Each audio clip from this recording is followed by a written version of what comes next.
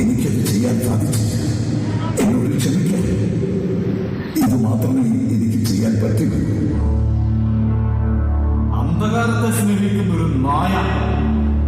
നാളെ അതിനകത്ത് ഇതും കൊണ്ടെന്റെ മുൻപിൽ വരാൻ. എടാ ആണുങ്ങളായ ചങ്കിൽ ധൈര്യവും വാക്കിന് ഉറപ്പും വേണം. എന്തൊക്കെയാ നീ എന്ന് പറഞ്ഞത്?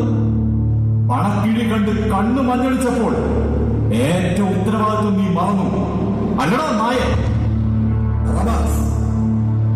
ഞാൻ നിന്റെ അടിമയൊന്നുമല്ല, അത് മറക്കണ്ട.